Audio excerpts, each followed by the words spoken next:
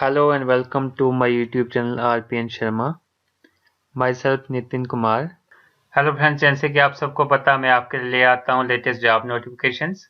तो आज मैं आपके लिए वैसे ही ले आया हूँ central reserve police force CRPF की एक नोटिफिकेशन ले आया हूँ। ये ऑल इंडिया लेवल बेसिस की नोटिफिकेशन है। आप पूरे अगर इंडिया में रहते हैं, कहीं भी इंडिया के किसी भी कोने में रहते हैं तो आप इस फॉर्म को भर सकते हैं। तो ये फॉर्म जो है सीआरपीएफ का है, सेंट्रल रिजर्व पुलिस फोर्स का। ठीक है, तो इसमें हम नीचे देखेंगे इसकी जो एजुकेशनल क्वालिफिकेशन है वो क्या है, इसकी लास्ट डेट कब है, इसकी स्टार्टिंग डेट कब है, ये सारी चीज़ें हम नीचे देखेंगे। कौन इस फॉर्म को भर सकता है, ठीक है। तो ये हमारे पास जो एडवर्टाइजमेंट नोटिस है, ये आपको वेबसाइट से भी, इनकी वेबसाइट से मिल जाएगा। ठीक है, वेबसाइट है हमारे पास www.crpf.gov.in। ठीक है, ये इनकी ऑफिशियल वेबसाइट है, आप इसको चेक कर सकते हैं, यहाँ से नोटिफिकेशन को डाउनलोड कर सकते हैं। ठीक है, तो मैं आपको इसमें इंपॉर्टेंट चीज़ें बताऊंगा जो आपको हेल्प करेंगी आपको फॉर्म फिल करने में। तो हमारे पास इसमें जो एडवर्टाइजमेंट नोटिस है ये है पैरामेडिकल स्टाफ एग्जाम का। ठीक है, 2020 पैरामेडिकल स्टाफ एग्जाम 2020। ठीक है, इसकी जो ऑनलाइन जो ओपनिंग डेट है एप्लीकेशन की वो है 27/2020। 27/2020 इसकी फॉर्म भरने की डेट स्टार्ट हो जाएगी। और जो इसकी फॉर्म की क्लोजिंग डेट है वो है 31st। ठीक है, 31/8/2020, दैट मीन 31 अगस्त 2020 इसकी लास्ट डेट है फॉर्म भरने की। उसके बाद हम रिटन टेस्ट की डेट बोलें तो वो है 20/12/2020, दैट मीन्स 20 अगस्त 2020 इसकी जो है एग्ज़ाम की डेट है। इस फॉर्म को कौन भर सकता है ये मैं आपको बता दूं। तो इस फॉर्म को मेल और फीमेल कैंडिडेट दोनों भर सकते हैं। और इसमें जो कंडीशन है वो इंडियन सिटीजन होने चाहिए। इंडियन के सिटीजन हैं और मेल फीमेल कोई भी हैं तो आप इस फॉर्म को भर सकते हैं। ठीक है, उसके बाद हम नीचे डिस्कस करेंगे इसकी एजुकेशनल क्वालिफिकेशन वगैरह सारा कुछ डिस्कस करेंगे। तो इसमें जो वैकेंसीज हैं वो है group B and group C की, नॉन मिनिस्ट्रियल और नॉन गेस्टेड वैकेंसीज हैं। ठीक है, तो कितनी वैकेंसीज है सारा कुछ हम डिस्कस करेंगे। फर्स्ट हम बात करें इसकी, तो ये इंपॉर्टेंट पॉइंट है, post are temporary but likely to become permanent. ठीक है, ये टेम्परेरी पोस्ट हैं लेकिन ये लाइकली परमानेंट हो जाती है, मोस्टली परमानेंट हो जाती है। तो हम देख लेते हैं वैकेंसी कौन कौन सी है। सबसे पहली जो वैकेंसी है वो है इंस्पेक्टर की, इंस्पेक्टर डाइटिशियन की। ठीक है, इंस्पेक्टर डाइटिशियन की अगर हम बात करें, वो टोटल वैकेंसीज हमारे पास एक वैकेंसी है। ठीक है, तो ये जो हमारे पास है unreserved, OBC, SC, ST, EWS total, तो ये मैं डिस्कस नहीं करूंगा। मैं टोटल वैकेंसीज डिस्कस करूंगा, टोटल वैकेंसीज कितनी है। ठीक है, तो आपको अगर ये देखनी हो कितनी वैकेंसीज किस में है तो आप नोटिफिकेशन इसकी ऑफिशियल वेबसाइट से डाउनलोड करके वो आप देख सकते हैं। ठीक है, तो मैं आपको मेन मेन चीज़ें बताऊंगा। ठीक है, तो इसमें जो इंस्पेक्टर डाइटिशियन की जो वैकेंसीज है हमारे पास एक वैकेंसी है। और इसका जो स्केल जो है, पे स्केल है, लेवल 7 का पे स्केल होगा। और इसका जो पे स्केल दिया हुआ है यहाँ पे, इसकी एजुकेशनल क्वालिफिकेशन की अगर हम बात करें तो इसमें आपके पास होनी चाहिए बीएससी। ठीक है, अगर आपके पास बीएससी है होम साइंस में या फिर होम इकोनॉमिक्स में विद न्यूट्रिशन एज सब्जेक्ट और equivalent from a recognised university या सेंट्रल स्टेट गवर्नमेंट। ठीक है, तो आपके पास बीएससी होनी चाहिए किसमें, होम साइंस में, होम इकोनॉमिक्स में, और उसके साथ साथ आपके पास न्यूट्रिशन सब्जेक्ट होना चाहिए आपके बीएससी में। ठीक है, और सेकंड कंडीशन इसकी है डिप्लोमा इन डाइटिक्स।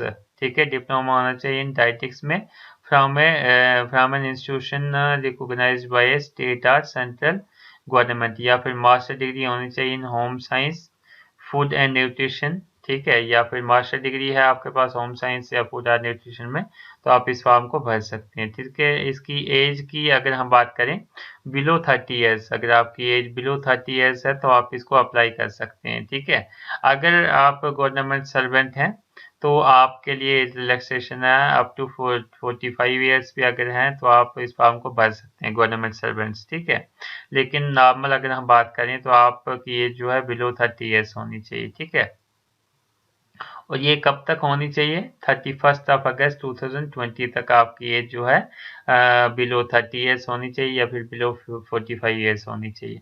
ठीक है। नेक्स्ट हम बात करें सब इंस्पेक्टर की पोस्ट्स की। सब इंस्पेक्टर में हमारे पास है स्टाफ नर्स की पोस्ट। स्टाफ नर्स में जो मैंने पीछे बताया था कि हम टोटल वैकेंसीज की बात करेंगे, इसमें 175 वैकेंसीज हैं और ये हमारे पास लेवल 6 की वैकेंसीज हैं। और इसमें जो एजुकेशनल क्वालिफिकेशन आपके पास होनी चाहिए वो है 12th पास। ठीक है, आपके पास 12th पास होना चाहिए, 12th पास सर्टिफिकेट होना चाहिए। उसके बाद आपके पास होना चाहिए जीएनएम। जीएनएम का डिप्लोमा आपके पास होना चाहिए, 3.5 ईयर का डिप्लोमा होना चाहिए जीएनएम का। और उसके बाद आप रजिस्टर होने चाहिए एज ए नर्स। अगर आप रजिस्टर नहीं है इन तीनों कंडीशन, ये तीनों कंडीशन आपकी फॉलो होनी चाहिए। अगर तीनों में से एक कंडीशन भी फॉलो नहीं करती है तो आप इस फॉर्म को नहीं भर सकते। ठीक है। सेम यहाँ पे हम एज की बात करें तो बिलो 30 ईयर्स आपकी एज होनी चाहिए। और गवर्नमेंट सर्वेंट तो सेम जो ऊपर था 45 ईयर्स, सेम इसमें भी वही है। ठीक है। ओके। सॉरी, इसमें 5 ईयर्स एज रिलैक्सेशन मिलेगी खाली। दैट मीन्स अगर नॉर्मल पर्सन के लिए 30 ईयर्स है तो गवर्नमेंट सर्वेंट के लिए इसमें 35 ईयर्स ही एज मतलब एज है। ठीक है। अगर हम बात करें इसमें नेक्स्ट टाइप की वैकेंसी की, वो है सब इंस्पेक्टर की वैकेंसी।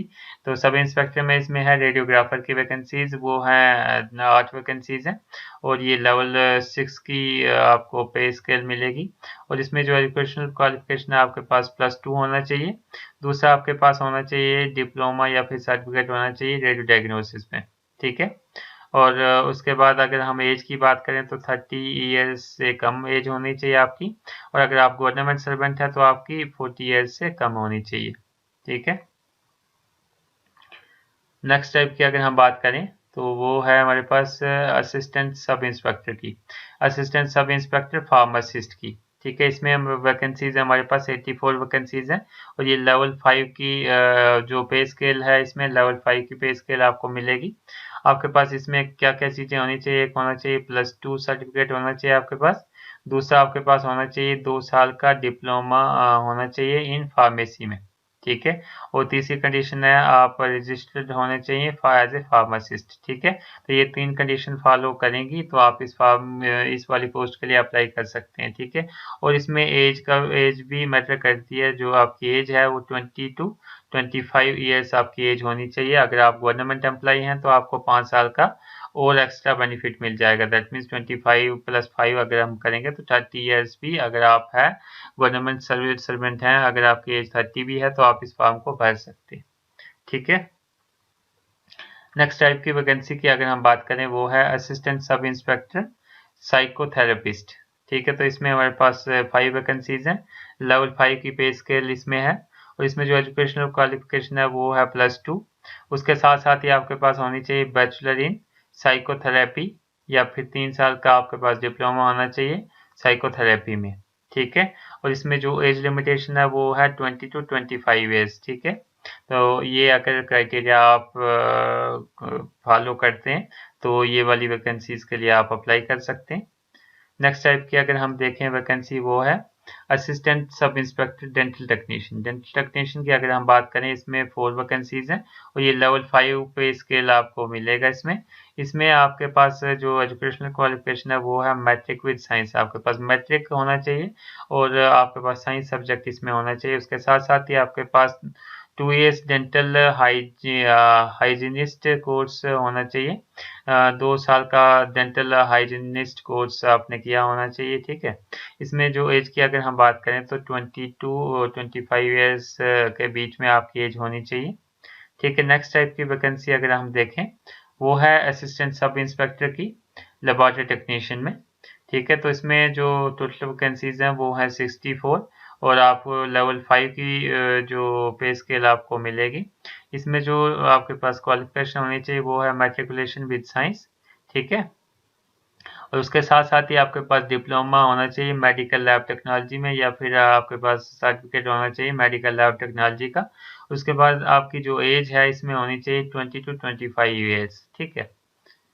नेक्स्ट टाइप की वैकेंसी की अगर हम बात करें वो है assistant sub inspector electrocardiography technician. ठीक है। तो इसकी एक वैकेंसी है। इसकी एजुकेशनल क्वालिफिकेशन की बात हम करें तो matriculation with science. That means आपके पास 10th है और उसके साथ साइंस है, तो आप इस फॉर्म को भर सकते हैं।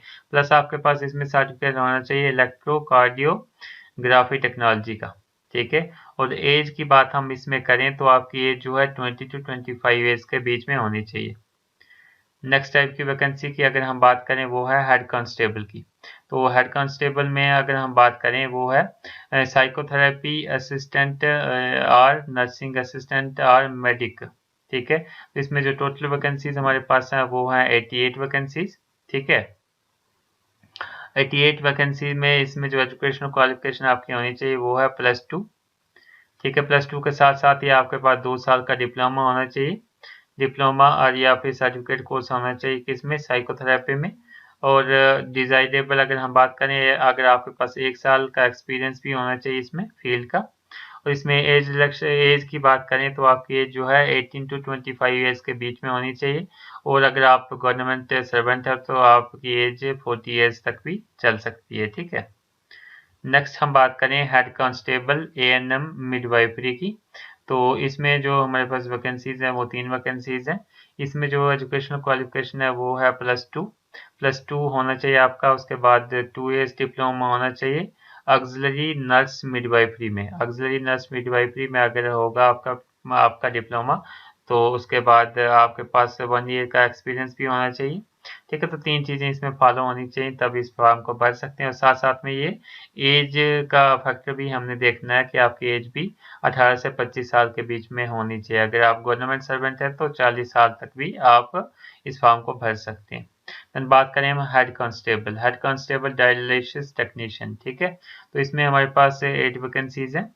इसमें जो एजुकेशनल क्वालिफिकेशन है वो +2 है। उसके साथ साथ ही आपके पास 2 साल का डिप्लोमा होना चाहिए डायलिसिस टेक्निक में, और 1 साल का इसमें आपके पास फील्ड एक्सपीरियंस होना चाहिए। और एज की बात करें तो इसमें भी एज 18 to 25 ईयर्स के बीच में होनी चाहिए। और गवर्नमेंट सर्वेंट्स के लिए 40 ईयर्स तक भी चल सकती है, ठीक है। नेक्स्ट हम बात करते हैं हेड कांस्टेबल की जॉब। वो है हमारे पास जूनियर एक्सरे असिस्टेंट की। इसमें जो वैकेंसीज हैं वो टोटल वैकेंसीज 84 है। ये हमारे पास लेवल 4 की जॉब है। और इसमें जो एजुकेशनल क्वालिफिकेशन है आपकी मैट्रिकुलेशन होनी चाहिए विद साइंस, ठीक है। उसके बाद डिप्लोमा सर्टिफिकेट होना चाहिए किसमें, रेडियो रेडियो डायग्नोसिस में, ठीक है। और एज की बात करें इस वाले इसमें तो आपकी एज जो है 20 to 25 ईयर्स के बीच में होनी चाहिए, ठीक है। नेक्स्ट बात करते हैं हम हेड कांस्टेबल की। हेड कांस्टेबल की अगर हम बात करें लेबोरेटरी टेक्नीशियन, लेबोरेटरी असिस्टेंट की, तो इसमें जो हमारे पास वैकेंसीज हैं 5 वैकेंसीज हैं। और इसमें जो आपके पास एजुकेशनल क्वालिफिकेशन होनी चाहिए वो है मैट्रिकुलेशन विद साइंस, ठीक है। 10th आपके पास होना चाहिए और साइंस सब्जेक्ट में होना चाहिए। उसके बाद आपके पास सर्टिफिकेट होना चाहिए लेबोरेटरी असिस्टेंट कोर्स का, लेबोरेटरी असिस्टेंट कोर्स का आपके पास सर्टिफिकेट होना चाहिए। और आपके पास इसमें होना चाहिए डिप्लोमा इन मेडिकल लैब टेक्नोलॉजी। डिप्लोमा अगर मेडिकल लैब टेक्नोलॉजी में आपके पास है तो आपको प्रेफरेंस मिलेगा इसमें। इसमें एज की बात करें हम अगर तो 20 to 25 ईयर्स के बीच में आपकी एज होनी चाहिए। देन हम नेक्स्ट टाइप की बात करें वो है हेड कांस्टेबल और इलेक्ट्रीशियन की, ठीक है। तो इसमें एक वैकेंसी है। एजुकेशनल क्वालिफिकेशन की बात करें तो मैट्रिकुलेशन है प्लस डिप्लोमा इन इलेक्ट्रीशियन, ठीक है। डिप्लोमा होना चाहिए इलेक्ट्रीशियन में, ठीक है। और इसकी जो एज है वो है 20 to 25 ईयर्स के बीच में आपकी एज होनी चाहिए। देन नेक्स्ट हम बात करें हेड कांस्टेबल स्टीवर्ड की। तो इसमें 3 वैकेंसीज हैं। इसकी जो हमारे पास क्वालिफिकेशन होनी चाहिए आपकी मैट्रिकुलेशन होना चाहिए। दूसरा होना चाहिए diploma in food and beverages services में, ठीक है। और एज आपकी 18 से 23 साल के बीच में होनी चाहिए। उसके बाद हम बात करें कांस्टेबल मसालची, इसमें 4 वैकेंसीज हैं। इसमें आपके पास मैट्रिकुलेशन सर्टिफिकेट होना चाहिए, not less than 2 years experience in similar job. तो आपके पास होटल और रेस्टोरेंट में काम करने का एक्सपीरियंस होना चाहिए 2 साल का मिनिमम, ठीक है। और आपकी एज जो है 18 से 23 साल के बीच में होनी चाहिए। नेक्स्ट हम बात करें तो वो है हमारे पास कांस्टेबल कुक की। तो इसमें 116 वैकेंसीज हैं। इसमें आपके पास होनी चाहिए जो क्वालिफिकेशन वो है मैट्रिकुलेशन पास। उसके साथ साथ ही आपका जो है 1 साल का मिनिमम एक्सपीरियंस होना चाहिए एज ए कुक। ठीक है। उसके बाद जो एज इसमें अगर हम देखें तो 18 से 23 साल के बीच में आपकी एज होनी चाहिए। नेक्स्ट हमारे पास कांस्टेबल सफाई कर्मचारी की अगर हम बात करें तो 121 वैकेंसी है। इसमें जो आपके पास क्वालिफिकेशन है मैट्रिकुलेशन पास होना चाहिए एक। दूसरा आपके पास आपको हिंदी इंग्लिश पढ़नी लिखनी आनी चाहिए और लोकल लैंग्वेज भी आपको पढ़नी लिखनी लोकल लैंग्वेज आनी चाहिए, कम से कम बोलनी आनी चाहिए। और आपकी एज इसमें 18 से 23 साल के बीच में होनी चाहिए। बात करें हम कांस्टेबल धोबी या वाशरमैन धोबी वगैरह की बात करें तो इसमें 5 वैकेंसीज हैं। इसमें भी एजुकेशनल क्वालिफिकेशन आपको मैट्रिकुलेशन पास आप होने चाहिए और आपको एक साल का एक्सपीरियंस होना चाहिए एज ए धोबी। ठीक है, और आपकी जो एज है वो 18 से 23 साल के बीच में होनी चाहिए। नेक्स्ट टाइप की वैकेंसी है हमारे पास कांस्टेबल डब्ल्यूबीसी की। ठीक है, तो इसमें 3 वैकेंसी है। इसमें आपकी एजुकेशनल क्वालिफिकेशन है मैट्रिकुलेशन और उसके साथ साथ आपकी अगर हम बात करें फिजिकल एंड मेडिकल स्टैंडर्ड जो है आपका होना चाहिए, फिजिकली फिट होने चाहिए। उसके बाद proficiency in water career trade में आपकी प्रोफिशिएंसी होनी चाहिए। अगर हम बात करें इसमें 18 से 23 साल के बीच में अगर आपकी एज है आप इस फॉर्म को भर सकते हैं। देन नेक्स्ट टाइप की वैकेंसी हमारे पास है कांस्टेबल टेबल बॉय की। इसमें हमारे पास एक ही वैकेंसी है। इसमें एजुकेशनल क्वालिफिकेशन मैट्रिकुलेशन पास है प्लस आपके पास 1 साल का एक्सपीरियंस होना चाहिए होटल किसी भी होटल का या फिर डिफेंस सर्विस का। और इसमें एज जो है वो 18 से 23 साल के बीच में होनी चाहिए। ठीक है, उसके बाद वेटरनरी की बात करें तो इसमें भी हेड कांस्टेबल वेटरनरी की वैकेंसीज हैं, वो 3 वैकेंसीज हैं। इसमें एजुकेशनल क्वालिफिकेशन आपकी +2 विद साइंस होनी चाहिए। उसके बाद डिग्री या डिप्लोमा होना चाहिए, मिनिमम 1 ईयर का डिप्लोमा होना चाहिए किसमें वेटरनरी थेरेप्यूटिक में। ठीक है, और एज की बात करें 18 से 25 साल के बीच में आपकी एज होनी चाहिए। और अगर आप गवर्नमेंट एम्प्लॉई है तो आपकी 40 साल तक भी एज आपकी चल सकती है। ठीक है, इसमें 1 साल का एक्सपीरियंस भी होना चाहिए। ठीक है, उसके बाद हम बात करें हेड कांस्टेबल लेबोरेटरी टेक्नीशियन की तो इसमें एक वैकेंसी है और इसमें जो एजुकेशनल क्वालिफिकेशन है वो है +2। इसके साथ साथ ही आपके पास 2 साल का डिप्लोमा या फिर सर्टिफिकेट होना चाहिए वेटरनरी लैब टेक्नीशियन का।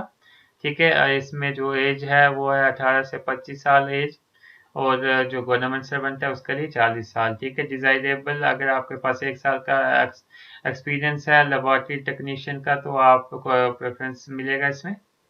ठीक है, नेक्स्ट टाइप की जॉब है हमारे पास हेड कांस्टेबल रेडियोग्राफर की। ठीक है, तो इसमें हमारे पास एक वैकेंसी है खाली +2 इसमें आपके पास होना चाहिए विद साइंस। ठीक है, डिग्री और डिप्लोमा होना चाहिए इसमें सर्टिफिकेट प्रोग्राम इन वेटरनरी रेडियोग्राफी में। ठीक है, और आपके पास 1 ईयर एक्सपीरियंस है रेडियोग्राफर में तो आपको इसमें प्रेफरेंस मिलेगा। और आपकी जो एज है इसमें 18 से 25 साल के बीच में होनी चाहिए। और आपके पास अगर हम बात करें गवर्नमेंट सर्वेंट की तो उनको 40 साल भी एज होगी तो वो इस फॉर्म को भर सकते हैं। ठीक है, और जो मैंने जितनी भी एज बताई वो ऑलमोस्ट जो है 31 अगस्त 2020 तक आपकी एज होनी चाहिए उसके बीच में। ठीक है, तो जो भी वैकेंसीज हैं ये इंक्रीज या फिर डिक्रीज कर सकती हैं। ऑलमोस्ट ये इंक्रीज है या फिर डिक्रीज नहीं करती हैं, लेकिन हो सकता है कुछ थोड़ी बहुत आगे पीछे हो जाए तो वो हो सकती हैं। ठीक है, तो यहाँ पे कुछ डिनोशन दिए हैं जैसे यूआर क्या होता है, ये सारी हम नहीं देखेंगे ये क्या चीज़ें हैं। हम खाली इंपॉर्टेंट पॉइंट देखेंगे। अगर आपको पूरा नोटिफिकेशन देखना है तो आप इसकी ऑप्शनल वेबसाइट से भी डाउनलोड करके देख सकते हैं। ठीक है,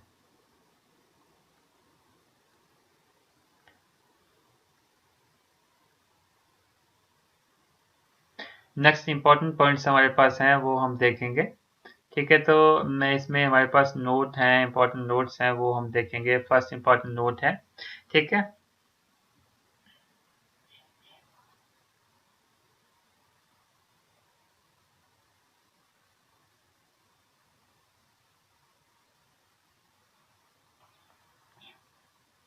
फर्स्ट इंपॉर्टेंट नोट है कि आपकी जो डिग्री है वो वैलिड होनी चाहिए। अगर वैलिड डिग्री नहीं होगी तो आप इस फॉर्म को नहीं भर सकते। जैसे वैलिड आगे डिस्टेंस के थ्रू अगर किया है तो वो आपका इग्नो वगैरह से होना चाहिए। अगर नहीं होगा तो आप इस फॉर्म को फिल नहीं कर सकते जो भी फॉर्म है।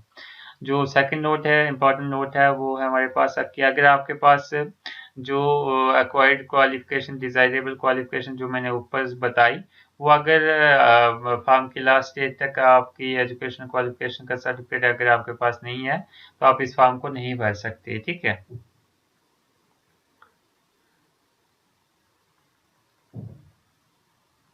तो अगर हम बात करें, तो जैसे ही आप सिलेक्ट हो जाएंगे, ठीक है, जैसे ही आप सिलेक्ट हो जाएंगे तो आपको कहीं भी इंडिया में कहीं भी आपको लगाया जा सकता है, कहीं भी आपको जॉब मिल सकती है, या फिर अब्रॉड में भी आपको जॉब मिल सकती है। ठीक है। इसके बाद में हम बात करें तो ये प्योरली टेम्परेरी बेसिस पे पहले जॉब है, हो सकता है फ्यूचर में वो परमानेंट आपको कर दें। ठीक है। उसके बाद जो भी वैकेंसीज हैं वो इंक्रीज या फिर डिक्रीज कर सकती हैं, वो बोर्ड पर डिपेंड करेगा, जो भी बोर्ड इसको कंडक्ट करवाएगा। उसके बाद हम बात करें अगर इसकी जो पॉइंट की 10% जो वैकेंसीज हैं रिजर्व होंगी for ex serviceman from respective category के लिए। ठीक है। जो एक्स सर्विसमैन है उनके लिए 10% वैकेंसी इसमें हमारे पास होंगी रिजर्व। ठीक है। नेक्स्ट हमारे पास नोट थर्ड है। नोट थर्ड हमारे पास इंपॉर्टेंट पॉइंट है, द वो पोस्ट कैरी डेडनेस अलाउंस। ठीक है। HRA, ration money, washing allowance, तो जो भी जितने भी अलाउंस मिलते हैं वो सारे अलाउंस आपको मिलेंगे। ठीक है। इसमें नेक्स्ट जो हमारे पास है पोस्ट ट्रेड कोड, तो ये देखने की इतनी हमें ज़रूरत नहीं है, ये फॉर्म भरते टाइम में भी हमें यूज़ हो जाए तो आप इसका स्क्रीनशॉट ले सकते हैं और फॉर्म भरने टाइम पे ये आप भर सकते हैं। ठीक है। ये कोड्स हैं इसके। देन हम बात करें नेशनलिटी या सिटीजनशिप, तो नेशनलिटी सिटीजनशिप की अगर हम बात करें तो आप जो है इंडिया के सिटीजन होने चाहिए, या फिर नेपाल के हैं, या फिर भूटान के, या फिर तिब्बतियन रिफ्यूजी। ठीक है। तो इनमें से अगर आप कोई भी हैं तो आप इस फॉर्म को भर सकते हैं। यहाँ पे और भी कंट्रीज यहाँ पे लिखा हुआ है, अगर आप इन कंट्रीज से बिलोंग करते हैं या फिर माइग्रेट हुए हैं तो आप इस फॉर्म को भर सकते हैं, अगर नहीं है तो आप इस फॉर्म को नहीं भर सकते। ठीक है। उसके बाद एज रिलैक्सेशन की अगर हम बात करें, कैटेगरी और एज रिलैक्सेशन की अगर हम बात करें, तो उसमें कुछ कैटेगरीज दी हैं, आप अपनी कैटेगरीज देख के यहाँ पे देख सकते हैं कि आपको कितनी एज रिलैक्सेशन यहाँ पे मिलेगी। ठीक है। तो यहाँ पे आप देख सकते हैं, यहाँ पे हम देखते हैं अनरिजर्व की, तो अनरिजर्व में कोई भी आपको एज रिलैक्सेशन नहीं मिलेगी। बाकी जो भी आपके पास कैटेगरी है उसमें कुछ न कुछ ईयर्स की आपको एज रिलैक्सेशन मिलेगी, तो वो यहाँ पे आप देख सकते हैं आपकी जो भी कैटेगरी बनती है। ठीक है। इसमें मैं डिटेल में नहीं जाऊँगा, ये भी आप देख सकते हैं, तो इसमें भी मैं डिटेल में नहीं जाऊँगा। ठीक है। देन रिलैक्सेशन, इस पे भी नहीं जाऊंगा, ये भी आप देख सकते हैं, रिलैक्सेशन का कॉलम देख सकते हैं, नोट देख सकते हैं, इन पे नहीं जाऊंगा मैं। ठीक है। ये भी चीज़ें नहीं देखूंगा मैं। उसके बाद हम यहाँ पे ये एक्सप्लेनेशन दी है, इसको भी नहीं देखूंगा मैं। तो आप यहाँ पे देख सकते हैं ये क्या चीज़ें हैं, ये क्या नहीं है। ठीक है। ये आप देख सकते हैं। फिजिकल सेंटर की बात करें तो ये भी आप देख सकते हैं। तो ये जो है फिजिकल सेंटर में मेन चीज़ें ये हम देखेंगे, जो हाइट है आपकी मेल कैंडिडेट की होनी चाहिए 170 सेंटीमीटर और फीमेल की 157 सेंटीमीटर। ठीक है। चेस्ट की अगर हम बात करें मेल की 80 सेंटीमीटर और एक्सपेंशन जो है 5 सेंटीमीटर होनी चाहिए, फीमेल के लिए वो चीज़ नहीं है यहाँ पे। ठीक है। हाइट की अगर हम बात करें इसमें relaxation in height to the schedule, relaxation जो अगर हम बात करें तो किस किस को रिलैक्सेशन मिलने वाली है, तो यहाँ पे आप अपनी कैटेगरी अपनी स्टेट वगैरह देख सकते हैं, तो आपको इसमें मिलेगी रिलैक्सेशन मिलेगी। यहाँ पे नीचे भी कुछ दिया हुआ है, तो ये भी आप देख सकते हैं, इन पे मैं डिटेल में नहीं जाऊँगा। ठीक है। तो फिजिकल प्रोफिशिएंसी टेस्ट की अगर हम बात करें तो इसमें आपकी जो रेस है 1 mile race in 7 minute and 30 second, 7 minute and 30 second में आपको 1 माइल रेस कंप्लीट करनी है। उसके बाद लॉन्ग जंप की अगर हम बात करें तो लॉन्ग जंप जो आपका होना चाहिए 10 फीट होना चाहिए 3 चांसेस में, अगर 3 चांसेस में हुआ तो ठीक है, नहीं है तो फिर आप उसके लिए सिलेक्ट नहीं होंगे। 3 फीट आपको हाई जंप करना है, वैसे फीमेल्स के लिए भी यहाँ पे दिया हुआ आप देख सकते हैं। उसके बाद फिजिकल स्टैंडर्ड हम मसाज वगैरह के लिए ये पोस्ट ट्रेन वगैरह दी हैं, इसके लिए फिजिकल स्टैंडर्ड दिए हुए हैं, ये भी आप देख सकते हैं, ये मैं आगे डिटेल में नहीं जाऊँगा। ये सारी चीज़ें आप देख सकते हैं। यहाँ पे रिलैक्सेशन दी है, यहाँ पे आप अपनी कैटेगरी या फिर अपनी स्टेट देख सकते हैं, उसके अकॉर्डिंग देख सकते हैं कि आपको कितनी एज रिलैक्सेशन मिलेगी। ठीक है। ये हमारे पास है एज रिलैक्सेशन हिल पीपल्स के लिए, ठीक है। नेक्स्ट हमारे पास वेट अगर देखें वेट के बारे में, तो ये वेट के बारे में लिखा हुआ है, ये आप देख सकते हैं। Standard condition for ex serviceman के लिए ये आप देख सकते हैं सारी चीज़ें, ठीक है। उसके बाद जो इम्पोर्टेंट चीज़ है वो है एग्जामिनेशन सेंटर, जो आपका एग्ज़ाम होगा वो कहाँ कहाँ पे होगा, कौन कौन से सेंटर हैं इसके, वो आप देख सकते हैं। सबसे पहला हमारे पास दिल्ली है, न्यू दिल्ली, फिर हैदराबाद है, गुवाहाटी है, जम्मू है, प्रयागराज है, अजमेर है, नागपुर है, मुजफ्फरपुर है, पल्लीपुरम है, ठीक है। तो ये सारे जो हैं एग्जामिनेशन सेंटर हैं, जब भी आपका एग्जाम होगा इन्हीं सेंटर के बीच में होगा, ठीक है। फॉर्म पे आप इसको मेंशन करोगे तो वो उसके अकॉर्डिंग आपको एग्जामिनेशन सेंटर देंगे, ठीक है। इसकी एग्जामिनेशन फ़ी की बात करें, इंपॉर्टेंट पॉइंट है ये भी, एग्जामिनेशन फ़ीस की बात करें तो वो है 200 एग्जामिनेशन फ़ी है इसकी, ठीक है। 200 अगर हम बात करें वो है अनरिजर्व ईडब्ल्यूएस एंड ओबीसी के लिए। और अगर हम बात करें 100 रुपीज़, तो 100 रुपीज़ जो फ़ी है वो किसके लिए, शेड्यूल कास्ट के लिए, शेड्यूल ट्राइब के लिए, तो वो है हमारे पास 100 रुपी।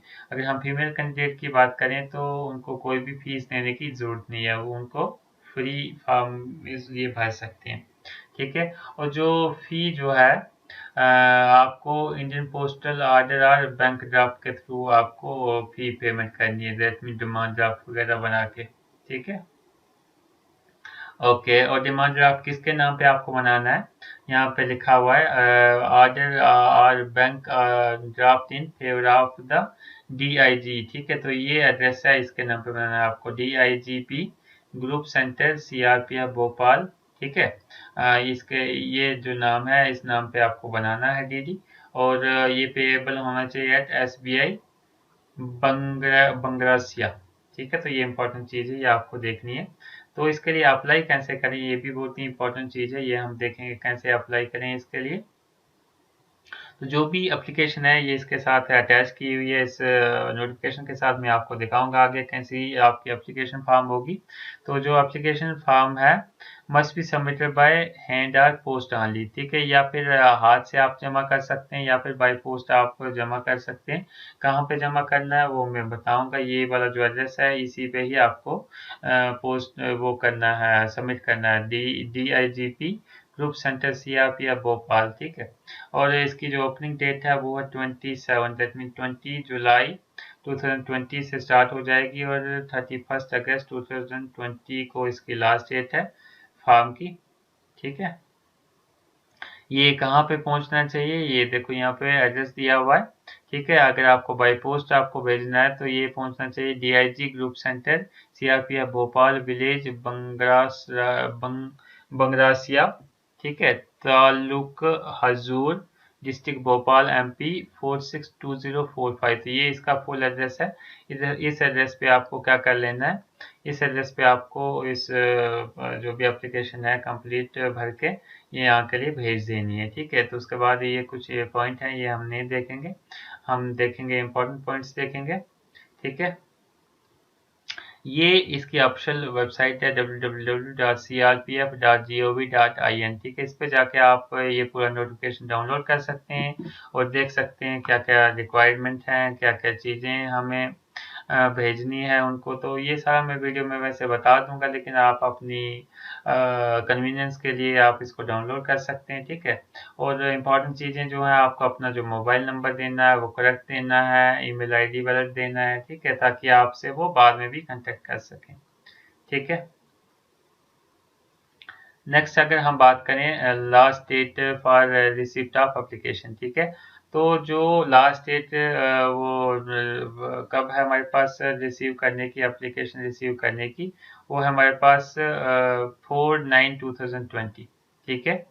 4/9/2020। ऐसे तो जो लास्ट डेट है हमारे पास वहाँ पे फॉर्म पहुँचने की वो है 31 अगस्त 2020। लेकिन अगर आप इन स्टेट से बिलोंग करते हैं, जो यहाँ पे स्टेट दी हुई हैं, अगर इन स्टेट से आप बिलोंग करते हैं तो आपको 4/9/2020 तक भी वहाँ पे एप्लीकेशन पहुँचेगी, तो आपका एप्लीकेशन वहाँ पे एक्सेप्ट हो जाएगा, ठीक है। नेक्स्ट हम बात करते हैं आगे इम्पोर्टेंट पॉइंट्स की बात करते हैं स्टेट वाइज रिक्रूटमेंट प्रोग्राम। ठीक है, तो इसमें अगर हम देखें eligible candidates will be issued admit card for stage. ठीक है, जो एलिजिबल कैंडिडेट होंगे उनको एडमिट कार्ड इशू हो जाएंगे और उसके बाद उनके एग्जामिनेशन होंगे। ठीक है, स्टेज 1 में हमारे पास फिजिकल स्टैंडर्ड टेस्ट होगा। ठीक है, सबसे इम्पोर्टेंट चीज फिजिकल स्टैंडर्ड टेस्ट होगा। उसके बाद जो फिजिकल स्टैंडर्ड टेस्ट होगा उसमें आपको ये डॉक्यूमेंट्स वहाँ पे ले जाने हैं। एक हमारे पास है कास्ट और category certificate, education certificate, age certificate, discharge certificate और एक्सपीरियंस सर्टिफिकेट, एनओसी वगैरह, ईडब्ल्यू सर्टिफिकेट, मतलब जो भी सर्टिफिकेट आपका है आपको सारे सर्टिफिकेट्स ले जाने हैं। ठीक है, उसके बाद दूसरा हमारे पास फिजिकल एफिशिएंसी टेस्ट होगा, पीईटी। ठीक है, उसके बाद हम बात फिजिकल एफिशिएंसी टेस्ट। ठीक है, तो जो स्टेज फर्स्ट होगा उसमें दो टाइप के टेस्ट होंगे। फर्स्ट हमने बता दिया जैसे कि फिजिकल स्टैंडर्ड टेस्ट है पीएसटी, और उसके बाद है फिजिकल एफिशिएंसी टेस्ट। ठीक है, उसके बाद हमारे पास स्टेज सेकंड में हमारे पास क्या क्या होगा। अगर आप फर्स्ट स्टेज क्वालिफाई कर जाते हैं तो आपको सेकंड स्टेज में एंटर करवा दिया जाएगा। अगर नहीं करते हैं तो आपको वहां पे ही ड्रॉप कर दिया जाएगा। ठीक है, तो जो भी आप क्वालिफाई कर जाते हैं तो आपको एडमिट कार्ड मिल जाएगा रिटन टेस्ट के लिए। तो रिटन रिटन टेस्ट की अगर हम बात करें, इसमें जो हमारे पास जो पेपर होगा वो होगा 100 क्वेश्चंस उसमें आएंगे। तो एक क्वेश्चन जो होगा 1 मार्क्स का होगा और टोटल मार्क्स जो होंगे हमारे पास 100 मार्क्स होंगे, और जो टाइम अलाट होगा वो होगा हमारे पास 2 आवर्स। ठीक है, और इसमें जो पार्ट ए होगा, पार्ट ए जो होगा 50 मार्क्स का आएगा, पार्ट बी जो आएगा 50 मार्क्स का आएगा। पार्ट ए में हमारे पास जो सिलेबस है वो हम देखेंगे जनरल इंटेलिजेंस एंड रीजनिंग का, जनरल अवेयरनेस का, न्यूमेरिकल एप्टीट्यूड का, इंग्लिश हिंदी कम्प्रीहेंशन का। ठीक है, तो इसके यहाँ पे मार्क्स दिए हुए हैं कौन सा कितने कितने मार्क्स का कौन सा पार्ट आएगा। और जो भी ये हमारे पास आएंगे रिटन टेस्ट में क्वेश्चंस आएंगे वो इक्विवेलेंट होंगे टू द ग्रेजुएट लेवल। ठीक है, तो ग्रेजुएट लेवल के इक्विवेलेंट होंगे। उसके बाद 10th और 12th के लेवल के क्वेश्चंस होंगे। तो ये सारे ये तो एक general intelligence and reasoning numerical aptitude ये वाला पोर्शन में अपने लेक्चर सीरीज में कवर करवाऊंगा। आप चाहो तो आप वहाँ पे देख सकते हैं। नेक्स्ट बी पार्ट में अगर बात करें तो आपके प्रोफेशन से क्वेश्चन पूछे जाएंगे। ठीक है, कंसर्न प्रोफेशन जो भी है आपका, जो भी जिस पोस्ट के लिए आप अप्लाई कर रहे हैं, तो उसमें से 50 मार्क्स का आएगा। 50 मार्क्स का आएगा जनरल में से, 50 मार्क्स का आएगा आपका प्रोफेशनल में से। ठीक है, उसके बाद जो आपका होना चाहिए इसके लिए जो मार्क्स आपको आने चाहिए वो आने चाहिए 50% टोटल मार्क्स में से मिनिमम आपको आने चाहिए। किस पोस्ट के लिए? इंस्पेक्टर SI SC के लिए। और अगर आप SC ST OBC कैटेगरी से बिलोंग करते हैं तो 45% मार्क्स भी होंगे तो चलेगा। ठीक है, तो वैसे ही कांस्टेबल की पोस्ट के लिए यहाँ पे दिया हुआ है। और जो क्वेश्चंस हमारे पास होंगे वो होंगे मल्टीपल चॉइस टाइप क्वेश्चंस होंगे, और वो हिंदी इंग्लिश दोनों लैंग्वेज में वहाँ पे आएंगे क्वेश्चन। देन थर्ड स्टेज में जो थर्ड स्टेज का टेस्ट होगा वो होगा trade test and screening of document. Trade test and screening of document. ठीक है, तो डॉक्यूमेंट वगैरह वहाँ पे चेक किए जाएंगे। ठीक है, इसमें अगर हम बात करें 20 marks and qualifying in nature. ठीक है, 20 मार्क्स का होगा और आपको क्वालिफाई ये करना है। तो इसमें हमें क्या क्या चीज़ें देखनी है? Practical test, concentrate. ठीक है, कंसंट्रेट जो आपका है उसका प्रैक्टिकल टेस्ट होगा, उसके इक्विपमेंट वगैरह के बारे में। उसके बाद knowledge of tools and equipment, experience वगैरह के बारे में, तो ये सारा 20 मार्क्स का होगा। ठीक है, उसके बाद आपके यहाँ पे ओरिजिनल डॉक्यूमेंट होने चाहिए। ठीक है, सारे। उसके साथ साथ ही आपके पास यहाँ पे आपके पास फोटो कापीज भी उनकी होनी चाहिए। ठीक है, तो कट ऑफ मार्क्स की अगर हम बात करें यहाँ पे, तो यहाँ पे आउट ऑफ 20 10 मार्क्स होने चाहिए unreserve EWS and EX serviceman के लिए। यहाँ पे 9 मार्क्स होने चाहिए। तो यहाँ पे भी आप देख सकते हैं सेम ऐसे ही है। उसके बाद हम बात करें स्टेज फोर्थ की, तो स्टेज फोर्थ में आपका मेडिकल एग्जामिनेशन होगा। तो मेडिकल एग्जामिनेशन में क्या क्या चीज़ें होने वाली हैं ये आप देख सकते हैं। मेडिकल गाइडलाइंस फॉर रिक्रूटमेंट, तो यहाँ पे आप स्क्रीनशॉट करके इसको मेडिकल गाइडलाइंस को पूरा पढ़ सकते हैं कि मेडिकल गाइडलाइंस में क्या क्या लिखा हुआ है। ठीक है, टैटू वगैरह के बारे में। ठीक है, उसके बाद साउंड पॉइंट आप देख सकते हैं, सारा कुछ देख सकते हैं कि इनमें क्या क्या लिखा है। Ground for rejection during medical, ये सारी चीज़ें आप पढ़ सकते हैं, इनमें मैं डिटेल में नहीं जाऊँगा, ये सारी चीज़ें आप पढ़ सकते हैं। ये यहाँ पे सारी चीज़ें आप देख सकते हैं, आराम से बैठ के पढ़ सकते हैं, ठीक है। उसके बाद ये हम बात करें विजुअल स्टैंडर्ड की बात करें तो विजुअल स्टैंडर्ड की ये वाली चीज़ें आप देख सकते हैं, ये आप को फॉलो होनी चाहिए, ये भी विजुअल स्टैंडर्ड, ठीक है। ये सारी आप देख सकते हैं, ये सारी विजुअल स्टैंडर्ड, ये सारी आप चीज़ देख सकते हैं, ये वाली चीज़ देख सकते हैं, ठीक है। अपील अगेंस्ट मेडिकल एग्जामिनेशन, तो ये भी आप देख सकते हैं, ये मैं नहीं देखूंगा। उसके बाद ड्रावल ऑफ मेरिट लिस्ट, ये भी आप देख सकते हैं, ये ये सारी चीज़ें, ये इतनी इम्पोर्टेंट चीज़ें नहीं है, ये आप देख सकते हैं, पढ़ सकते हैं, ये सारे पॉइंट आप देख सकते हैं, ये इम्पोर्टेंट नोटिफिकेशन आप देख सकते हैं। ये हमारे पास कुछ एप्लीकेशन का यहाँ पे दिखाया हुआ एप्लीकेशन किस तरीके का एप्लीकेशन है, आपको कैसे भरना मैं आपको जल्दी से बता देता हूँ। यहाँ पे है पोस्ट अप्लाइड फॉर, आप कौन सी पोस्ट के लिए अप्लाई कर रहे हैं वो उसका नाम यहाँ पे लिख लेना है। Examination centre choice, examination centre पहली चॉइस कहाँ पे देना चाहते हैं, दूसरी कहाँ पे देना चाहते हैं जो मैंने ऊपर बताई। अपना नाम लिख लेना है यहाँ पे फादर नेम, यहाँ पे मदर नेम, यहाँ पे डेट ऑफ बर्थ आप लिखेंगे। यहाँ पे आप लिखेंगे जेंडर, आप मेल हैं तो मेल लिखेंगे, फीमेल हैं तो फीमेल लिखेंगे। यहाँ पे अपना फोटोग्राफ आप चिपकाएंगे। यहाँ पे आप अपना मोबाइल नंबर लिखेंगे जो आपका चलता होगा। यहाँ पे ईमेल आईडी आप अपनी लिखेंगे। यहाँ पे कैटेगरी लिखेंगे, कौन सी कैटेगरी है, अनरिजर्व्ड है तो यहाँ पे टिक करके अनरिजर्व्ड लिख देंगे। उसके बाद रिलीजन लिखेंगे, हिंदू है, मुस्लिम है, क्रिश्चियन है, जो भी है वो यहाँ पे लिख देंगे। वेदर गवर्नमेंट एम्प्लॉय है तो यस कर देंगे, नहीं है तो नो कर देंगे, ठीक है। यहाँ पे भी यस और नो लिखेंगे, यस है तो यस लिखेंगे। नेम ऑफ द एम्प्लॉयर, अगर हैं तो एम्प्लॉयर का नाम लिख लेना है, ठीक है। कहाँ पे काम कर रहे हैं आप, देन मैरिटल स्टेटस लिखना है, सिंगल है या मैरिड है तो यहाँ पर मैरिड लिख लेना, अनमैरिड है तो ये वाला टिक कर लेना है। नेशनलिटी लिखना है, इंडियन है तो इंडिया को टिक कर देना, अदर है तो अदर को टिक कर देना। स्टेट और यूटी आपकी स्टेट है, आप स्टेट से बिलोंग करते हैं या यूटी से बिलोंग करते हैं, जिससे भी बिलोंग करते हैं उसको टिक करके यहाँ पे लिख लेना है। मान लेते हैं स्टेट है तो स्टेट लिखा। उसके बाद name of the particular area जिसमें आप रहते हैं उसका नाम लिख लेना है। उसके बाद अगर हम बात करें इसकी हाइट अपनी लिख लेनी है यहाँ पे सेंटीमीटर में। उसके बाद चेस्ट, ठीक है, एक्सपेंड कितनी होती है वो लिख लेने पर यहाँ पे अनएक्सपेंडेड लिख लेनी है, मतलब छाती फुलाए हुए कितनी छाती है सेंटीमीटर में, और एक्सपेंड करके कितनी है वो भी लिख लेनी है यहाँ पे सेंटीमीटर में, ठीक है। Whether seeking age relaxation, seeking height relaxation, height relaxation में आप आते हैं तो यस कर देना, नहीं तो नो कर देना।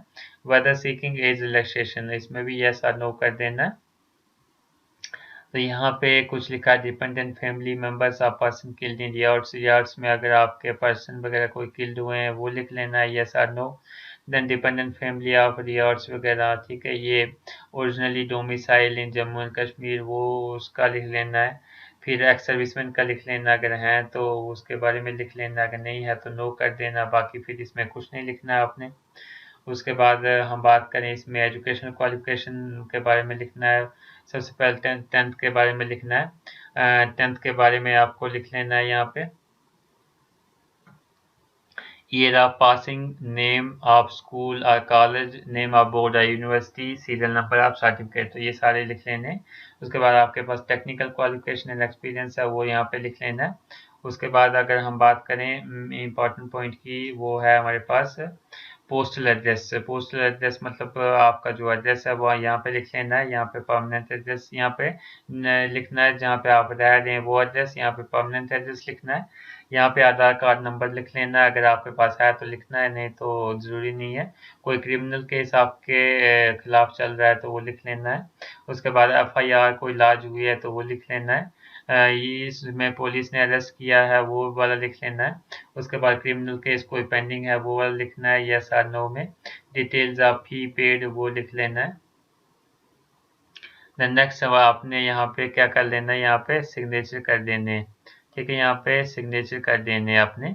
उसके बाद यहाँ पे हमारे पास डिक्लेरेशन है, आई डिक्लेयर ये वाला लिखा हुआ है आपने, तो यहाँ पे आपको सिग्नेचर कर देने यहाँ पे।